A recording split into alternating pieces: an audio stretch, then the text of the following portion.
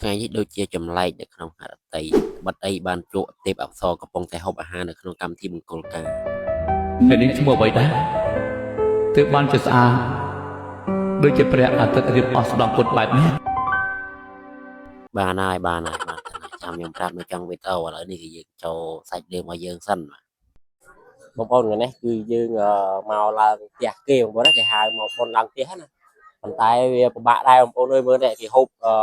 35តុកហើយមុខម្ហូបនេះគឺដូចកម្មវិធីមង្គលការចឹងបាទ5មុខពេញហើយមិនដឹងថាឥឡូវមិនដឹងថាគួរចូលប៉ុនប្រមាណឥឡូវពិបាកចិត្តខ្លាំងមែនទែនដល់ពេលចឹងនេះ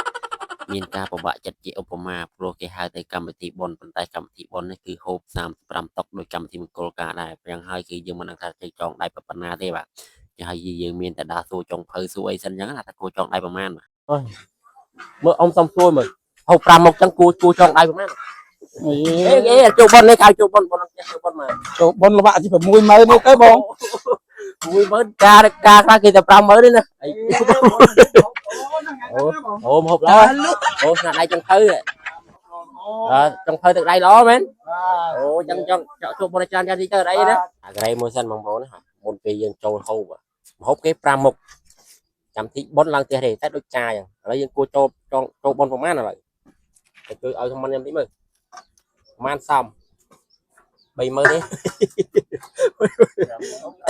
50000ដូចចា50000ទេ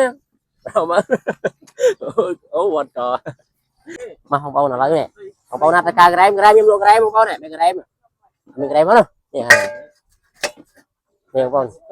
ក្រែមនេះតែការក្រែមបងប្អូនណាខ្ញុំអ្នកលក់ក្រែមបងប្អូនក្រែមមកនេះ1000នេះបាទលក់តាមអនឡាញទៀតក្រែមលក់តាមអនឡាញទៀតបងប្អូនកំងមកមួយថ្ងៃបាត់ដល់ក្រែមណាជាអសង្ឃ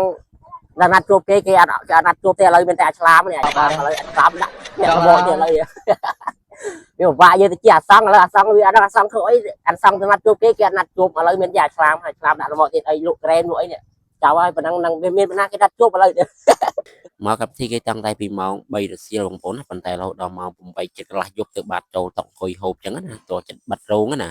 ចឹងជានិស័យឬក៏មិនដឹងថាជាយ៉ាងណាទេបាទដាក់ផ្នែកមកក៏បានឃើញទេពអក្សរកំពុងតែអង្គុយហូបអាហារនៅក្បែរតុនឹងឯងបាទចឹងហើយគឺមិនរងចាំយូរទេក៏សូមផ្តិតរូបភាពបន្តិចចឹងណាហើយទេពអក្សរនេះគឺមិនមែនទេពអក្សរធម្មតាទេបងប្អូនសូម្បីតែទេពអក្សរក៏ចេះរមដែរបាទចឹងហើយគឺថារោងនេះគឺពោពេញទៅដោយភីងតែម្ដងបាទខ្ញុំនេះឈរថតបានត្រឹមតែលួចញញឹមក្នុងចិត្តតែប៉ុណ្្នឹងឯងបាទមិនហ៊ាននិយាយអ្វីទាំងអស់បាទពេលនេះឈ្មោះអ្វីដែរទើបបានជាស្អាតដូចជាព្រះអាទិត្យរៀបអស់ស្ដង់ពុតបែបនេះ